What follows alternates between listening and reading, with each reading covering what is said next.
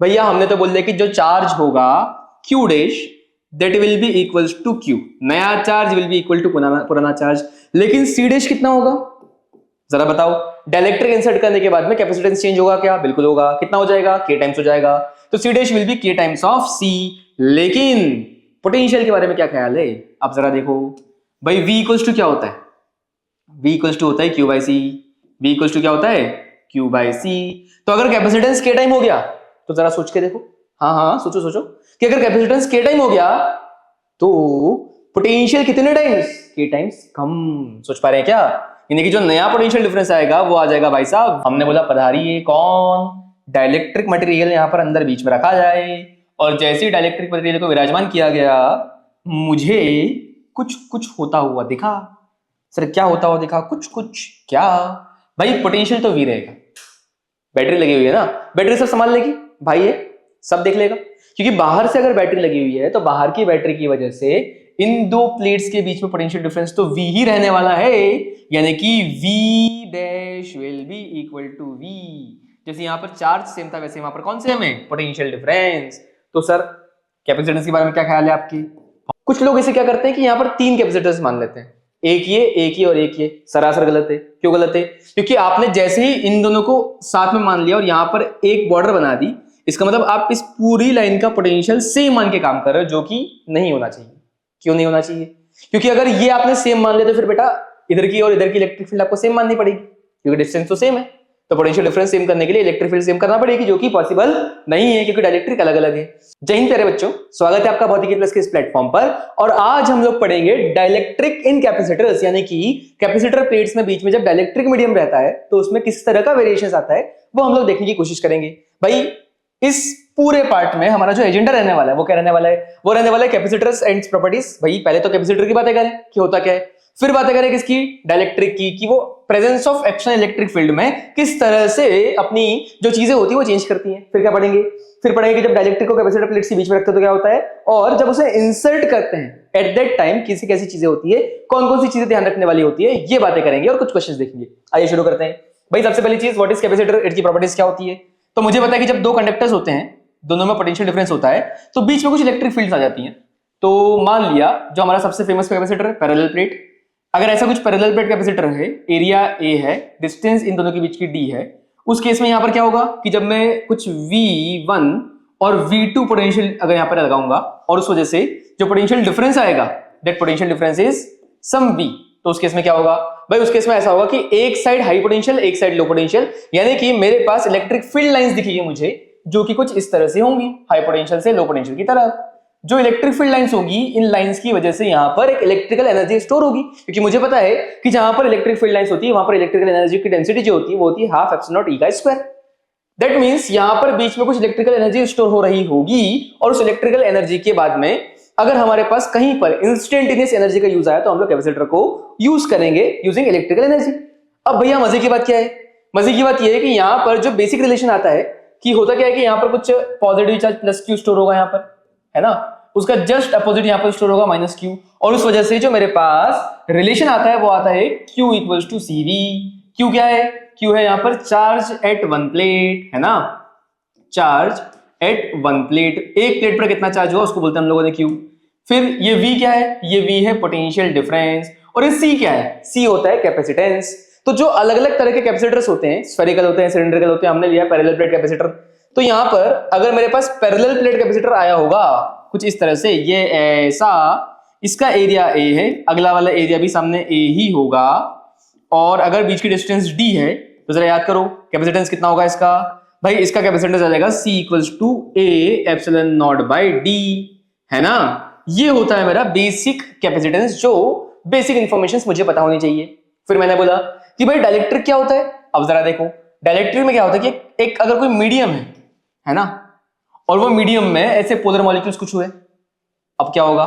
अब अगर इसे कुछ एक्सटर्नल इलेक्ट्रिक फील्ड में रखा गया, मान लिया इसे कुछ इस तरह से इलेक्ट्रिक फील्ड में रखा जाएगा, तो अगर इसे कुछ इलेक्ट्रिक फील्ड में ऐसे ऐसे रखा गया है तो उससे क्या होगा? उससे इसके अंदर जो मॉलिक्यूल्स हैं उनकी जो पोलैरिटी है उससे कुछ ऐसा फील होगा कि इसके अपोजिट डायरेक्शन में जो एक्सटर्नल इलेक्ट्रिक फील्ड है उसके अपोजिट में कुछ इस तरह से एक इलेक्ट्रिक फील्ड होगी जो कि इंड्यूस होगी। क्या होगी? Induce, this will be E induced.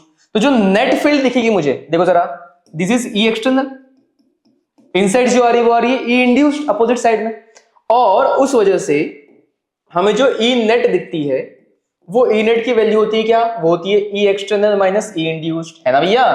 और उस केस में जो मेरे पास फाइनल वैल्यू आती है वो आती है मेरे पास ई एक्सटर्नल डिवाइडेड बाय के। सर ये के क्या है बेटा, इस के को बोलते हैं डाइलेक्ट्रिक कांस्टेंट। तो जो भी मीडियम होता है उसका डाइलेक्ट्रिक कांस्टेंट कुछ ना कुछ हमें दिया रहता है, और उतने times of electric field decrement होता है अगर उस मीडियम के अंदर हम लोग नेट इलेक्ट्रिक फील्ड देखें तो।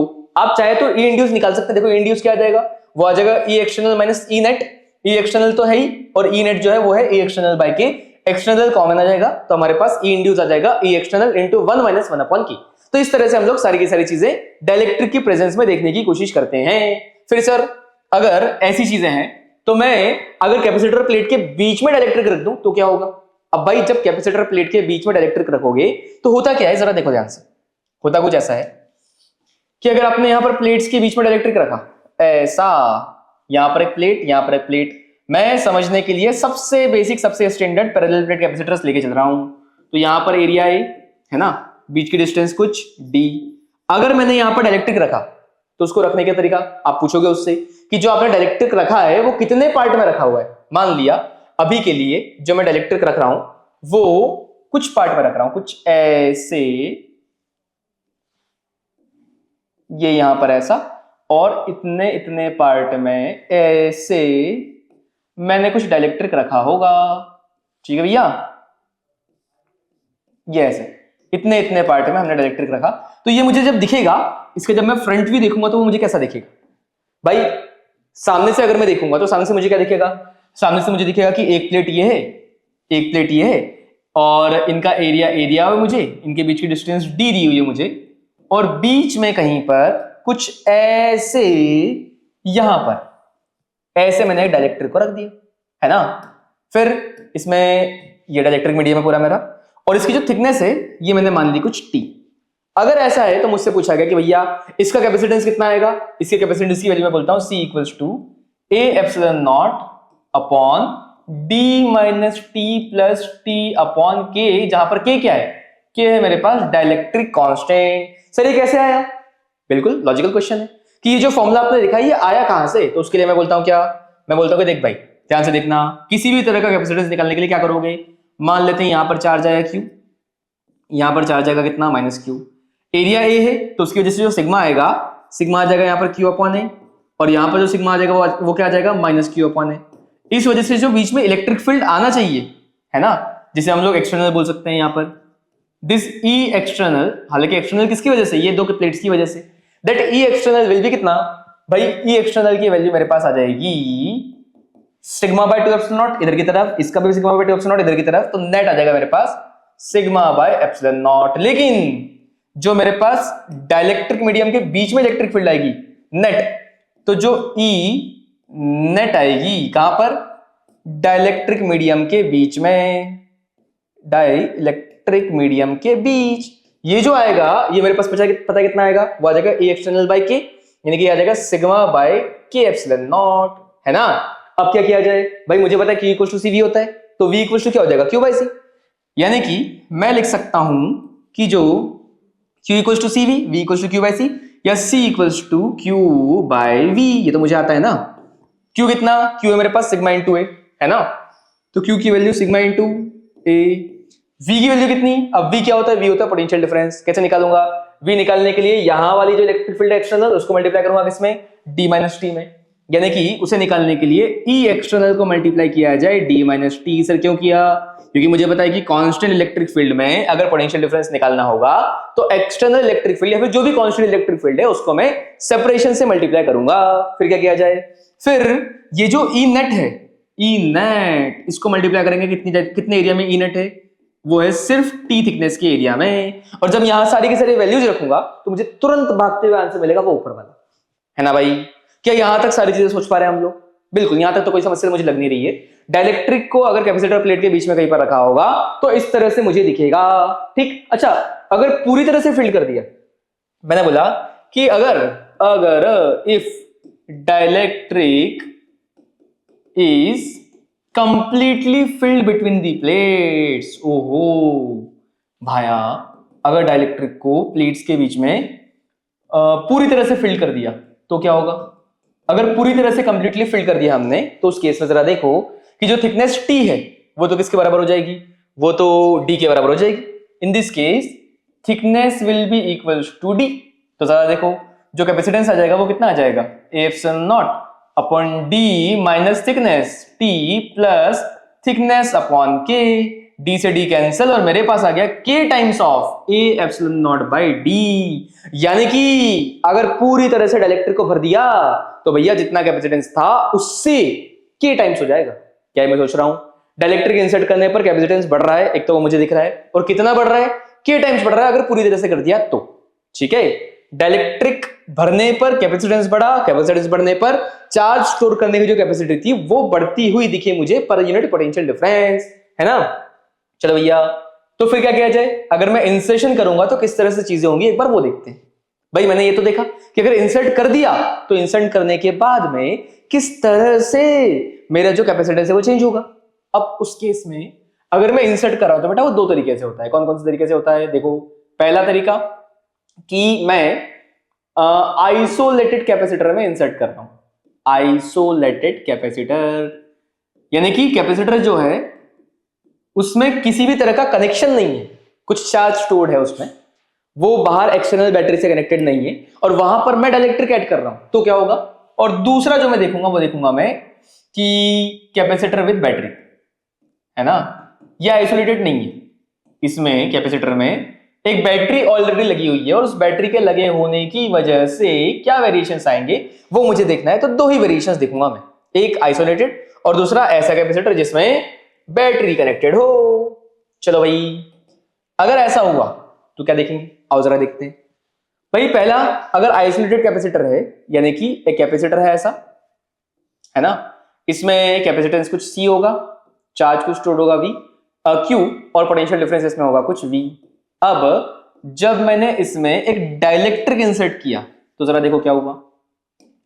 जैसे ही मैंने डाइलेक्ट्रिक इंसर्ट किया मेरे पास ऐसे यहां पर बीच में ये कुछ डाइलेक्ट्रिक आया। डाइलेक्ट्रिक आया कितनी स्ट्रेंथ का? कुछ आया मेरे पास K स्ट्रेंथ का, डाइलेक्ट्रिक कांस्टेंट K। जरा सोच के देखो कि अगर आइसोलेटेड है, कोई बैटरी लगी हुई नहीं है, यानी कि कोई भी चार्ज अंदर नहीं आ सकता, कोई भी चार्ज बाहर नहीं जा सकता, अगर ऐसा हुआ तो यहां पर पहले केस में और जब डाइलेक्ट्रिक इंसर्ट कर दिया उसके बाद क्या चीज सेम रहेगी? क्या सोच पा रहे हैं भाई? Charge will be same. क्यों सेम? क्योंकि इस प्लेट से चार्ज जाए कहां? ना आ सकता ना जा सकता है, चार्ज विल बी सेम। तो यहां पर जितना चार्ज प्लस Q होगा उतना ही यहां पर होगा, यहां जितना माइनस Q होगा उतना ही यहां पर होगा, Q विल बी सेम। ठीक, अब जरा मुझे बताओ कैपेसिटेंस क्या होगा? भैया हमने तो बोल दिया कि जो चार्ज होगा Q dash that will be equals to Q, नया charge will be equal to पुराना चार्ज, लेकिन C डैश कितना होगा? जरा बताओ। डाइलेक्ट्रिक इंसर्ट करने के बाद में कैपेसिटेंस चेंज होगा क्या? बिल्कुल होगा। कितना हो जाएगा? K टाइम्स हो जाएगा। तो C dash will B K times of C। लेकिन पोटेंशियल के बारे में क्या ख्याल है? आप जरा देखो भाई, V इक्वल्स टू क्या होता है? V इक्वल्स टू होता है Q by C। V equals to क्या होता है? Q by C। तो अगर कैपेसिटेंस K टाइम हो गया तो जरा सोच के देखो, हाँ सोचो सोचो कि अगर कैपेसिटेंस K टाइम हो गया तो पोटेंशियल कितने टाइम्स? K टाइम्स कम। सोच पा रहे हैं क्या? यानी कि जो नया पोटेंशियल डिफरेंस आएगा वो आ जाएगा भाई साहब V डिवाइडेड बाय K। और ये होती है वो प्यारी सी चीज जो हमें समझने की जरूरत है, जो सभी जगह, अधिकतर जगह जहां पर बच्चे अटक जाते हैं, वो कौन सा पॉइंट है? वो पॉइंट ये है कि जब मैं कैपेसिटर प्लेट में बीच में डाइलेक्ट्रिक को इंसर्ट करूंगा और अगर वहां पर कनेक्शंस नहीं है तो उस केस में charge will be same but capacitance will increase and potential difference will decrease to K times. क्या ये सोच पा रहे हैं? लेकिन सर अगर कैपेसिटर प्लेट्स ऐसी हैं और बीच में लगी हुई है बैटरी, अब बताओ भाई क्या करोगे? मान लिया इसका पोटेंशियल डिफरेंस V है ना, बैटरी का EMF भी बोल दिया मैंने। अब उस केस में क्या होगा भाई? मान लिया चार्ज है कुछ Q, तो चार्ज है कुछ Q और कैपेसिटेंस है कुछ C। अब क्या किया जाए भैया? अब इसमें फिर से इंसर्ट कर दिया किसको? हमने बोला पधारिए, कौन? डाइलेक्ट्रिक मटेरियल यहां पर अंदर बीच में रखा जाए, और जैसे ही डाइलेक्ट्रिक मटेरियल को विराजमान किया गया मुझे कुछ कुछ होता हुआ दिखा। सर क्या होता हुआ दिखा? कुछ कुछ क्या भाई? पोटेंशियल तो वी रहेगा, बैटरी लगी हुई है ना, बैटरी सब संभाल लेगी भाई, ये सब देख लेगा। क्योंकि बाहर से अगर बैटरी लगी हुई है तो बाहर की बैटरी की वजह से इन दो प्लेट्स के बीच में पोटेंशियल डिफरेंस तो v ही रहने वाला है, यानी कि v dash will be equal to v। जैसे यहां पर चार्ज सेम था वैसे वहां पर कौन सेम है? Potential difference. तो सर कैपेसिटेंस के बारे में क्या ख्याल है आपकी? बहुत नेक ख्याल है, k टाइम्स हो जाएगा। क्यों भाई? डाइलेक्ट्रिक कांस्टेंट अगर लगाओगे बीच में, अगर डाइलेक्ट्रिक मटेरियल लगाओगे तो कैपेसिटेंस को तो k टाइम्स होना ही पड़ेगा ना। तो सर, अरे सर क्यू डैश के बारे में बताओ भाई, क्यू कितना? cv। तो जरा सोचना, v सेम और अगर c k टाइम्स हो गया तो क्या q भी k टाइम्स नहीं होगा? यानी कि ये क्या k q होगा?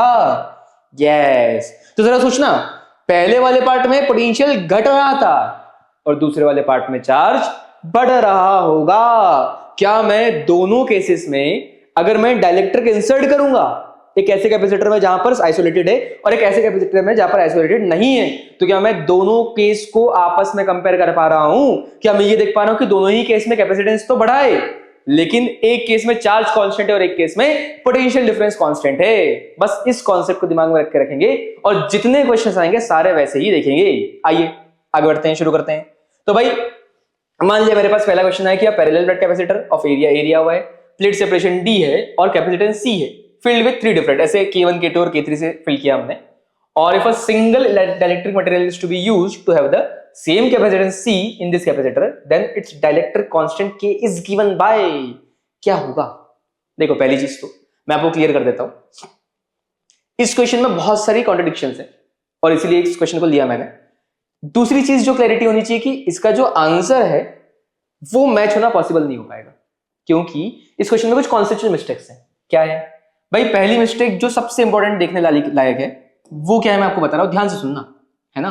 आंसर हम लोग निकालेंगे, जेई में अगर आते तो क्या करना वो हम देखेंगे, लेकिन प्रॉब्लम्स क्या है पहले वो समझना। प्रॉब्लम्स ये है कि अगर यहां पर एक प्लेट है ये वाली, है ना, और दूसरी जो प्लेट है वो यहां पर नीचे इधर ये वाली, अगर ऐसी दो प्लेट्स है मेरे पास में, तो भैया आप मुझे जरा एक बात बताओ कि बीच में ऐसी इलेक्ट्रिक फील्ड्स होंगी, कोई तो पॉजिटिव होगा कोई तो नेगेटिव होगा। अगर बीच में इलेक्ट्रिक फील्ड्स होंगी तो उस इलेक्ट्रिक फील्ड्स होने की वजह से जरा सोचना, अगर एक्सटर्नल इलेक्ट्रिक फील्ड कुछ आ गई E, तो उस वजह से यहां पर E/K1, यहां पर E/K2 और यहां पर E/K3। अगर ऐसा आ गया तो इस E/K3 की वजह से यहां का और यहां का पोटेंशियल डिफरेंस सेम आ जाएगा, और जैसे ही आ गया पाप हो गया। क्यों? क्योंकि यहां का और यहां का पोटेंशियल डिफरेंस सेम हो ही नहीं पाएगा, तो इन दो एंड पॉइंट्स पर इन दो प्लेट्स का पोटेंशियल डिफरेंस सेम कहां से लेके आओगे भाई? पैरेलल तो आ ही नहीं पाएगा ये चीज, है ना। मतलब ये कंडक्टर्स में पोटेंशियल डिफरेंस सेम होना चाहिए, होना ही पड़ेगा और कोई ऑप्शन नहीं।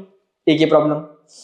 फिर दूसरी चीज, कुछ लोग इसे क्या करते हैं कि यहां पर 3 कैपेसिटर्स मान लेते हैं, एक ये और एक ये। सरासर गलत है। क्यों गलत है? क्योंकि आपने जैसे ही इन दोनों को साथ में मान लिया और यहां पर एक बॉर्डर बना दी, इसका मतलब आप इस पूरी लाइन का पोटेंशियल सेम मान के काम कर रहे हो, जो कि नहीं होना चाहिए। क्यों नहीं होना चाहिए? क्योंकि अगर ये आपने सेम मान लिया तो फिर बेटा इधर की और इधर की इलेक्ट्रिक फील्ड आपको सेम माननी पड़ेगी, क्योंकि डिस्टेंस तो सेम है, तो पोटेंशियल डिफरेंस सेम करने के लिए इलेक्ट्रिक फील्ड सेम करना पड़ेगी, जो कि पॉसिबल नहीं है क्योंकि डाइलेक्ट्रिक अलग अलग है। तो ऐसे यहाँ पर थोड़े से प्रॉब्लमेटिक चीजें हैं। लेकिन अगर हमें जेई में आते तो हम क्या करेंगे, हम इसे 4 डाइलेक्ट्रिक मीडियम्स में कन्वर्ट करेंगे। 4 कौन कौन से, जरा ध्यान देखना, डिवाइड कर रहा हूं मैं इस तरह से पार्टीशन करूंगा, इस तरह से पार्टीशन करूंगा और इस तरह से पार्टीशन करूंगा, यानी कि medium number 1, medium number 2, medium number 3 और मीडियम नंबर 4। यानी कि मेरे पास 4 मीडियम्स में मानूंगा। पहला मीडियम K1 डाइलेक्ट्रिक का, दूसरा K2 का, तीसरा और चौथा K3 का ही होगा। तो इसका मतलब जो मुझे दिखेगा वो क्या दिखेगा, मुझे भैया कुछ ऐसा दिखेगा कि यहां पे से एक कैपेसिटर ऐसा आया, एक कैपेसिटर ऐसा आया, दोनों आपस में पैरेलल तो है लेकिन डायरेक्टली पैरेलल नहीं है, एक सर्किट में पैरेलल है। कैसे कि यहां पर एक और आया है तब जाके ये क्लोज हुआ, यहां पर एक और आया है तब जाके ये क्लोज हुआ, और इस तरह से मुझे इस तरह से कुछ कॉन्फ़िगरेशन देगा। अब इस केस में जरा सोचना कि भाई यहां पर जो डाइलेक्ट्रिक है वो है कौन सा, K1 का, यहां पर कौन सा है, K2 का, यहां पर K3 का है और यहां पर भी K3 का होगा। तो अगर मुझे इन सब का इक्विवेलेंट निकाल के और ये चेक करना है कि चारों को हटाकर या इन तीनों मीडियम्स को हटाकर सिर्फ एक रखना है, तो उसका डाइलेक्ट्रिक कांस्टेंट कितना होगा वो मुझे निकालना है। तो पहले तो मैं इक्विवेलेंट निकालता हूं, है ना। उसके लिए मैंने क्या किया, उसके लिए मैंने सोचा कि भैया क्यों ना, अरे ये क्या हो गया, मैंने ये सोचा कि क्यों ना पहले मैं इसका इक्विवेलेंट निकालूं। इसका इक्विवेलेंट कैसे निकालूंगा मैं, इसका इक्विवेलेंट निकालने के लिए मैं बोलूंगा कि देख भाई K1 K2 K3 K4 में K1 K2 और K3 में जो डाइलेक्ट्रिक आ चुके हैं उसकी वजह से कैपेसिटेंस कितना होगा वो निकालते हैं। तो कैपेसिटेंस निकालने के लिए मैंने बोला कि देख भाई ये जो C1 आएगा यहाँ पर, C1 इस जगह का, इस वाले पार्ट का, वो होगा K times of A epsilon naught by D, है ना, K times of A epsilon naught by D। अगर ये K times of A epsilon naught by D आएगा तो उसकी वैल्यू कैसे निकालो, ध्यान से देखना, K1 टाइम्स ऑफ एरिया इस वाले पार्ट का A/2 A epsilon naught by D, कितना D/2। तो ये मुझे T से T कैंसिल और मुझे आता हुआ दिख रहा है K1 times of A epsilon naught by D। मजे की बात, जितने चार पार्ट लिए आपने सबका एरिया A/2 और सबका डिस्टेंस D/2 है, यानी कि ये A epsilon naught by D तो सब में आएगा। तो मैं बोल सकता हूं कि भाई C1 जो आया है, C1 आया है K1 times of A epsilon naught by D। जो C2 आएगा वो आएगा कितना, K2 times of A epsilon naught by D। जो C3 आएगा वो आएगा मेरे पास K3 times of A epsilon naught by D। और मजे की बात है कि जो C4 आएगा वो भी C3 के बराबर ही आएगा, यानी कि K3 times of A epsilon naught by D, है ना। ये मेरे पास चारों के इंडिविजुअल कैपेसिटेंस कितने होंगे वो आ गया। अब इक्विवेलेंट कैसे निकालूं, उसके लिए K2 और K3 सीरीज में है, K1 और K3 सीरीज में है और फिर आपस में पैरेलल।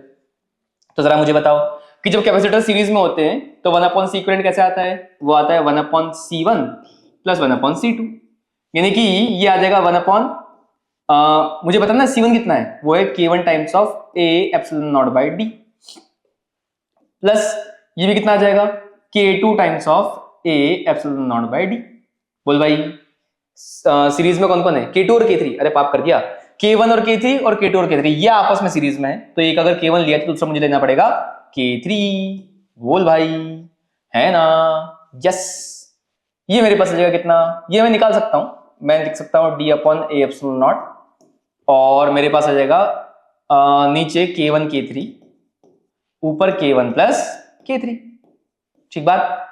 अब अगर ऐसे ही मैं दूसरे वाले मीडियम का निकालूं, दूसरे वाले साइड का निकालूं 1/C इक्विवेलेंट, ये मेरा फर्स्ट पार्ट का, इधर लेफ्ट वाले पार्ट का। अगर राइट वाले पार्ट का निकालूं, दिस इज फर्स्ट पार्ट, है ना। अगर मैं राइट वाले पार्ट का निकालूं, इस पार्ट का निकालूं, तो वो मेरे पास K2 और K3 मीडियम का आएगा, यानी कि 1/C इक्विवेलेंट 2 का जो आएगा वो आ जाएगा D/A epsilon not, K1 K3 ना होके K2 K3, तो K2 plus K3 upon K2 plus K2 into K3। ये आया मेरे पास इंडिविजुअल ब्रांचेस का। अब अगर मुझे नेट निकालना होगा तो क्या करूंगा, नेट निकालने के लिए ये और ये आपस में पैरेलल, यानी कि जो C इक्विवेलेंट नेट आएगा सबका मिला के वो आ जाएगा C1 इक्विवेलेंट और C2 इक्विवेलेंट का सम, C1 और C2 का इक्विवेलेंट। देख भाई अगर ये मुझे बोल रहा गया है तो C1 इक्विवेलेंट कितना होगा, इसको उल्टा कर दो, A epsilon naught by D times of कितना K1 K3 upon K1 plus K3। Similarly जो राइट वाला आ रहा होगा वो आ रहा होगा A epsilon naught by D times of क्या K2 K3 upon K2 plus K3, है ना।